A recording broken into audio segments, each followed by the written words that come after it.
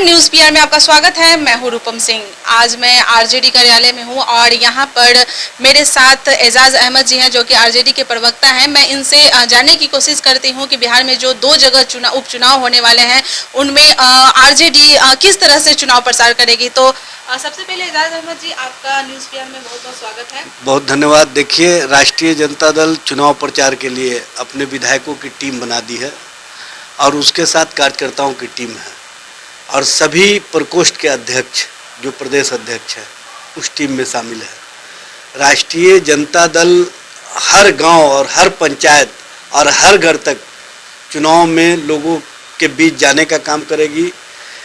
तेजस्वी प्रसाद यादव जी का जो विज़न है कि नौजवानों को रोज़गार मिले, महंगाई से निजात मिले, किसानों को न्याय मिले, भ्रष्टाचार बिहार में समाप्त हो और बिहार में जिस तरह से महिलाओं पर अत्याचार हो रहा है उसको समाप्त करने की दिशा में ये 2 उपचुनाव मील का पत्थर साबित होगा। हम समझते हैं कि राष्ट्रीय जनता दल अपने विज़न और अपने एजेंडे के अनुसार जिस तरह से पिछले चुनाव में तेजस्वी जी ने प्रधानमंत्री नरेंद्र मोदी और मुख्यमंत्री नीतीश कुमार को अपने इर्द गिर्द राजनीतिक एजेंडे के रखने का काम किया, इस बार भी उपचुनाव में जो राष्ट्रीय जनता दल का सोच है कि अपने एजेंडे और जनता के मुद्दों पर आधारित हम चुनाव प्रचार शुरू करेंगे और चुनाव में लोगों को बताने का काम करेंगे कि ये सरकार पूरी तरह से समाप्त हो चुकी है। इस सरकार में भ्रष्टाचार का बोलबाला है। इस सरकार से आम जनता का कोई भलाई नहीं हो सकता है। किसान त्राही त्राही की स्थिति में है। समाज में जिस तरह से एक दूसरे के प्रति नफरत का भाव खड़ा किया जा रहा है, ये देश के लिए ठीक नहीं है, बिहार के लिए ठीक नहीं है। और सबसे बड़ी बात यह है कि जो हमारी महिलाएं हैं, जो हमारी बच्चियां हैं, जो हमारे छात्र हैं, छात्राएं हैं, उनके ऊपर जिस तरह से अत्याचार की घटनाएं हो रही हैं, जिस तरह से छोटी छोटी बच्चियों के साथ बलात्कार की घटनाओं में वृद्धि हुई है, ये सरकार पूरी तरह से लॉ एंड ऑर्डर के मामले में विफल हो चुकी है। इस सरकार से अब जनता को कोई उम्मीद नहीं है। जनता बिहार में बदलाव चाहती है और इसी संकल्प को लेकर के हम लोग बूथ जीतो चुनाव जीतो अभियान को आगे बढ़ाने का काम करेंगे। महागठबंधन खत्म नहीं हुआ है। महागठबंधन के जितने घटक दल हैं वो सब हमारे साथ खड़े हैं।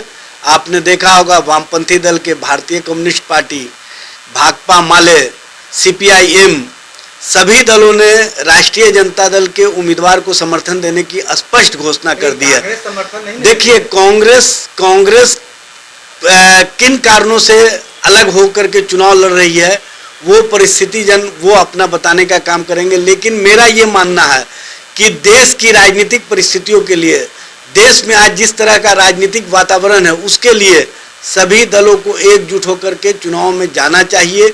चूँकि ये 2 उपचुनाव बिहार की ही नहीं देश की राजनीति की दिशा तय करेगी और ये स्पष्ट संकेत है कि इस 2 उपचुनाव के परिणाम से बिहार की राजनीति को तेजस्वी जी को जब प्रधानमंत्री नरेंद्र मोदी और मुख्यमंत्री नीतीश कुमार परास्त नहीं कर सके तो दूसरे लोगों की क्या बिसात है ये समझा जा सकता है। आपने देखा होगा पिछले विधानसभा चुनाव में 32 साल के नौजवान को रोकने के लिए प्रधानमंत्री नरेंद्र मोदी और मुख्यमंत्री नीतीश कुमार लगातार हवाई दौरा करके हवाई फायर करने का काम किए, लेकिन ज़मीनी सतह पर तेजस्वी प्रसाद यादव आम लोगों के दिल में बस गए थे, जिसका चुनाव परिणाम में स्पष्ट संकेत मिला। और चुनाव परिणाम ने हमें बता दिया कि राष्ट्रीय जनता दल और तेजस्वी प्रसाद यादव के नेतृत्व पर बिहार की जनता का विश्वास है, एतमाद है, जिसके कारण राष्ट्रीय जनता दल सबसे बड़ी पार्टी के रूप में उभरी और 75 सीटों पर चुनाव जीत करके हम आए। अगर हमारे साथ मत का हरण नहीं हुआ होता और बेईमानी नहीं हुआ होता तो आज हम सरकार में होते। लेकिन तीसरे दर्जे की पार्टी जिस तरह से बेईमानी की है उसका बदला आने वाले नवंबर, जो 2 नवंबर को परिणाम होगा, उसका सूद समेत बदला हम लोग चुकाने का काम करेंगे। कौन क्या दावा करता है, चुनाव मैदान में सब पहलवान उतरते हैं, सब एक दूसरे को चित करने का दावा करते हैं, लेकिन जिस पहलवान में दमखम होता है वही जीतता है।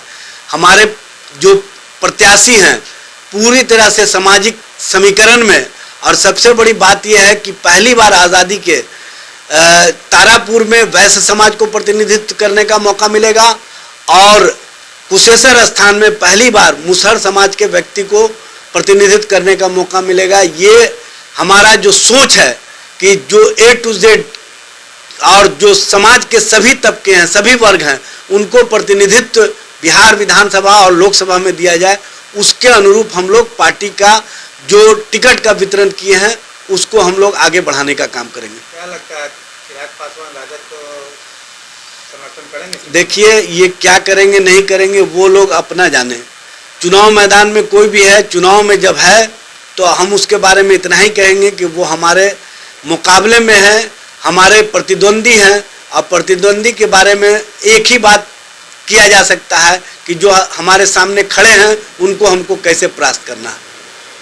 ऐसा माना जाता है, सब लोग का ऐसा इस तरह का मानना है कि कन्हैया एजुकेशन के मामले में बहुत अच्छे हैं, पढ़े लिखे हैं और तेजस्वी से कहीं ज़्यादा अपने आप को बात को रखने में वो कारगर होते हैं, लोगों को इस तरह से आकर्षित करने में कारगर होते हैं। तो कहीं ना कहीं ऐसा तो नहीं ना है कि तेजस्वी उस मामले में कन्हैया के सामने पीछे छूट जाएंगे? तब तो प्रधानमंत्री जी सबसे कम पढ़े लिखे हैं, उनको हटा करके किसी और को प्रधानमंत्री बना देना चाहिए।